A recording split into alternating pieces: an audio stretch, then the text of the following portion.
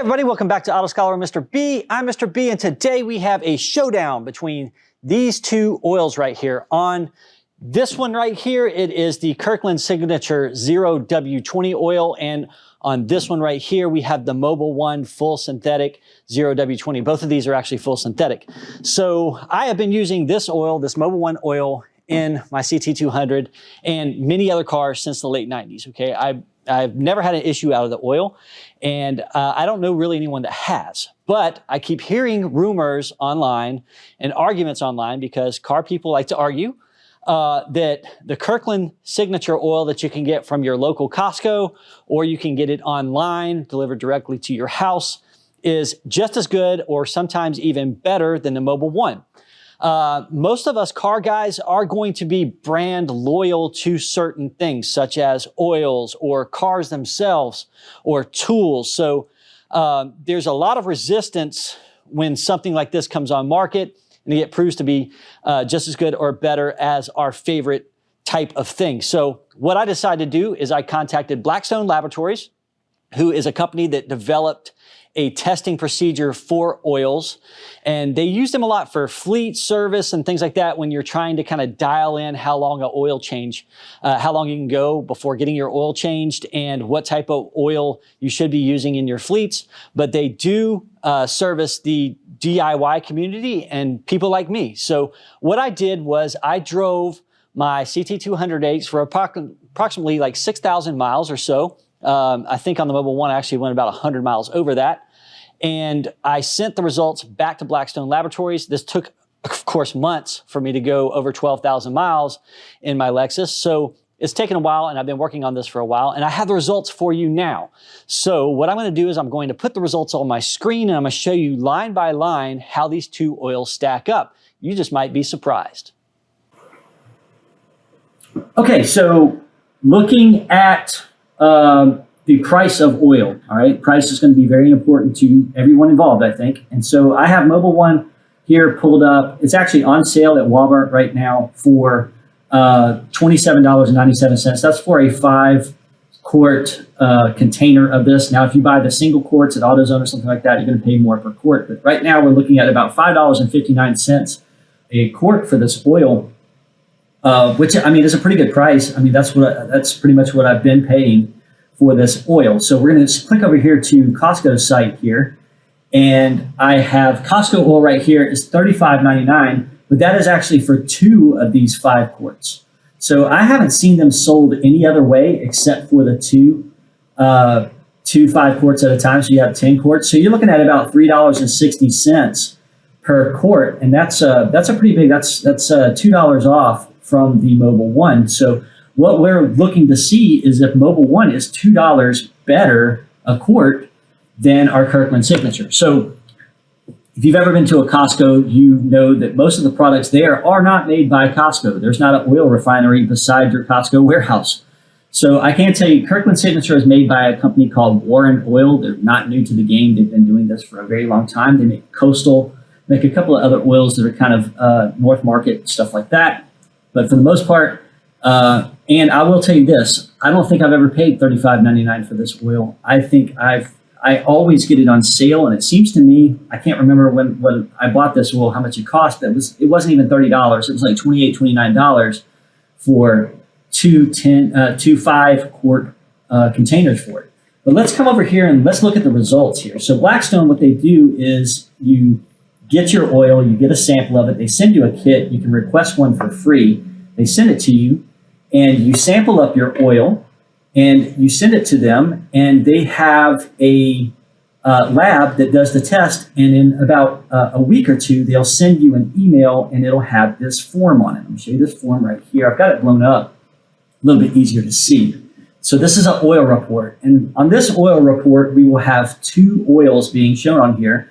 The one on the right will be the Mobil One, and the one on the left will be the Kirkland Signature, or the Costco oil. So when they send you this oil report, it'll have a bunch of numbers here. I have this stuff blacked out. It's just my personal information, and y'all don't really need to know where I live. So most people get in a lot of arguments as well as the frequency that you need for your oil change. Now, the manufacturer is going to tell you that you need to change your oil X amount of miles, X amount of time. But this is going to tell you exactly what you need to do and how long you need to go before you can change your oil. So this is another just a feature and a benefit of getting your oil analyzed by Blackstone. I will tell you this, it's not the cheapest thing to do. It was $45 per oil sample for me to get this analyzed. And I did pay extra for the test that tells you how long you have before you change your oil, because I wanted to give you guys some pertinent information on getting this done. Now, I will tell you this. Now that I've done these oil samples, I know what oil to choose, and I know how long it takes me to exhaust all the features and benefits of that oil. So it's very valuable information, and you don't have to do it all the time. This is something that maybe once every couple of years you'll get done, especially if you're keeping this car for a very long time. And they do all fluids. It's not just oil. They do transmission fluids and gear oils and everything like that. It's very good for fleet service. It's very good for if you have a lot of money in your car and you're wanting to keep it protected. So we're looking at the oil port here, and we see it's got the make and model and stuff like that, all that stuff. And this is when I tested. I sent this second sample in on the Kirkland. And so they're going to give you a comment. This oil worked fine for your CT200H's engine. So they're talking about the Kirkland oil. I got another comment just like this on the Mobil 1 oil as well. And it was about the same as far as this. But it will tell you, not only does it tell you the quality of the oil, it'll tell you how your engine's running as well. So if you have any engine problems, a blown head gasket, if you have any loose rings or anything like that to where you're getting more particulates through your rings, that'll end up in the oil. Or if your car is burning too rich, like mine was a little bit here, the fuel will get past the rings and get into the oil and thin it out a little bit. Mine did have a little bit of fuel get passed through the rings, but this is wintertime where I'm at, so your car is always going to run more rich when that happens, and that's pretty much what I'm expecting, because the first sample that was taken in the summer was not showing any fuel in the oil. So it's going to tell you miles or hours on the oil.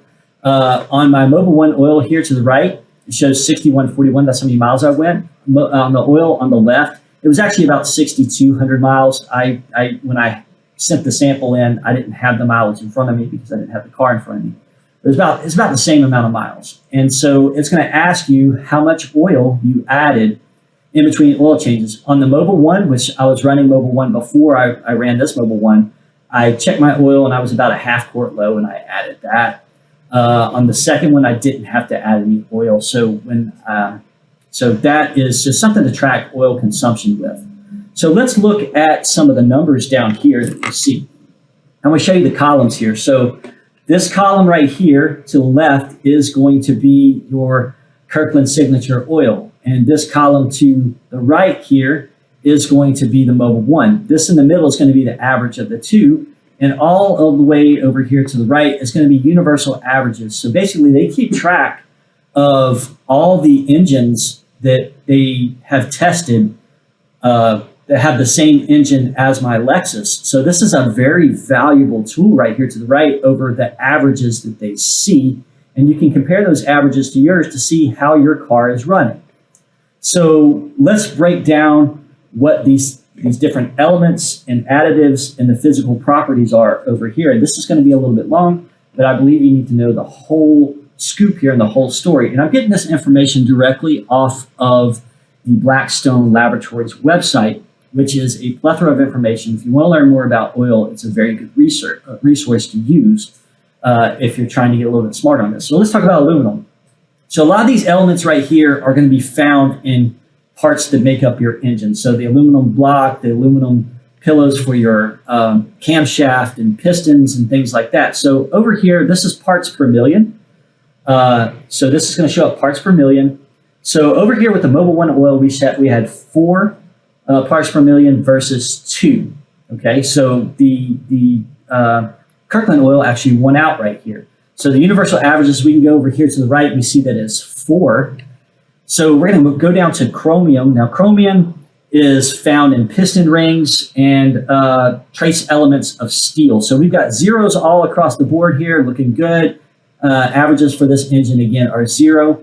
Going down to iron, there's a lot of iron pieces in the engine that make up the engine. So we have 9 parts per million with the Mobil 1, and we have 6 with the Kirkland Signature. So again, maybe a little bit better protection with this Kirkland oil. We see over here the average is 8.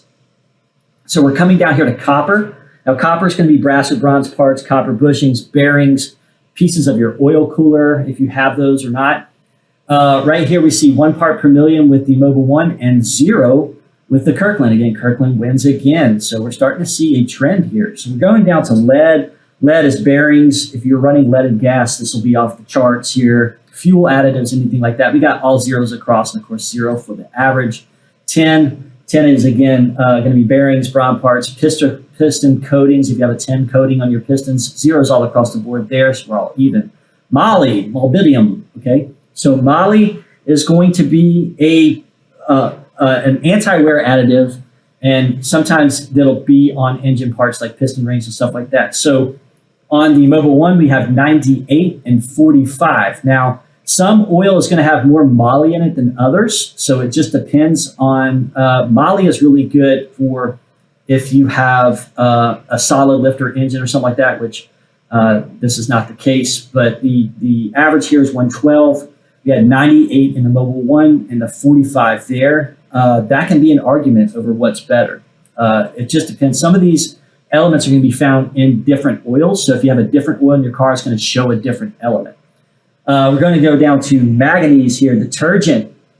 You have a detergent, and this is going to be used to clean the oil. So how much detergent's left at the end of the oil change might affect how your cleaning is going. So we have 3 over here on the Mobil 1 and 5 over here, with the averages being found 0. So both of these oils have manganese in them.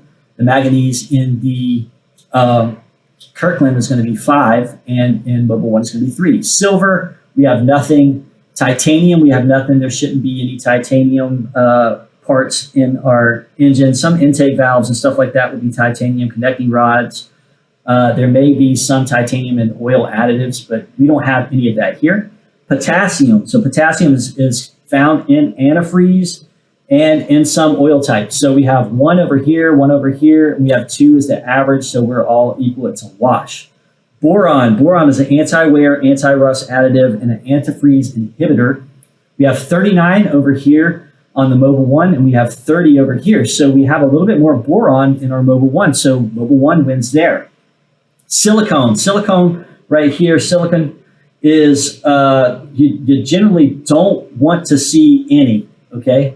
So we have, now silicone doesn't really affect, it's not really the oil's problem whether the silicon is there or not, but the oil can trap that silicon. So silicon comes a lot from dirt escaping the air filter and getting into the oil. Also some silicone sealants and stuff like that. So if you just had a gasket or something replaced that you had to use silicone with, this number would be higher. We see the average is 12. Mobil 1 showing 8 and Kirkland showing 6 right here. Doesn't really have anything to do with the quality of the oil. Sodium. Sodium is going to be in the antifreeze as part of ethylene glycol. So you want this number to be very small. It's 3 on both ends. Again, this is telling the health of the engine versus anything else, and the average is going to be 13 on that. Calcium. So calcium is the detergent, and it's an additive used to oil. So 691 on the Mobil 1 and 856 on the Kirkland Signature. And the Kirkland Signature is going to show a win in that here. Now on our averages right here, we're showing 1381. So both of these are kind of lower in detergent than the average oil coming out of this engine. According to Blackstone. Magnesium. Magnesium, again, is detergent. We have 706 on the Mobil 1, 516 on the Kirkland Signature. So Mobil 1 here wins, and it looks like the average is going to be 489 here. Phosphorus. Phosphorus anti-wear additive. And I would call that a tie at this point. 560 and 544 with a 657 average at the test site. Zinc. Anti-wear additive, very important in solid lifter cars. We have 739 over here, 683 on the Kirkland Signature. So Mobil 1 wins there. Barium is going to be a detergent. It's used in some synthetic oils. It wasn't used in either of these. So this is just all elements and parts per million. This is showing you everything that's in the oil or things that the oil have trapped And it not only does it tell how good the oil is, it tells the health of your engine in total. So if I saw a huge amount of silicone, if I saw a huge amount of coolant in there, which is common for these cars with blown head gaskets, this is going to alert you to the fact that you have problems with your engine and you may have maintenance coming soon or repairs. So let's get down to the properties. The properties are basically the properties of the oil, what the oil is capable of, and the condition of the oil after being used. So we see the middle should be what the values are, okay, what they should be. And so the viscosity here is is just how good it flows. Value should be 46 to 57. So we're right on the money here with both oils. The viscosity is, I would say, pretty much a tie. Then we have, that's at 210 degrees. Now, if we cool it down to 210, then it says 100. I don't know if that's supposed to be Fahrenheit or not, but we moved down to 801 and 733. Flashpoint is a pretty interesting thing. This is how pretty much flammable the oil is, and this is actually where we see the Kirkland fail a little bit. So it should be greater than 385. So we have 390 here. The Mobil one is just sliding through. We have 375. Which is about 10 degrees lower. So flashpoint is going to determine how quickly your oil evaporates and how much oil that it can use, which is funny because at the end of the Kirkland Signature oil, I didn't have any oil missing, and at the end of Mobil 1, I did. So this could be that the fuel has been leaking past the O-rings because the cold weather. So that could be causing that, but we're so close.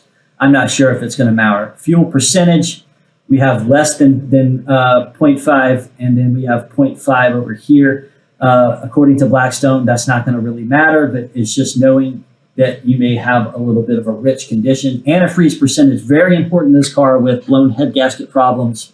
We have zeros and zeros, water, zeros and zeros, insolubles. Insolubles are going to be solid materials that are present in the oil. And that is like soot being blown past the rings into the oil. This should be like really high on a diesel, but right now we're tied at 0.2. You're really wanting it to be less than 0.6.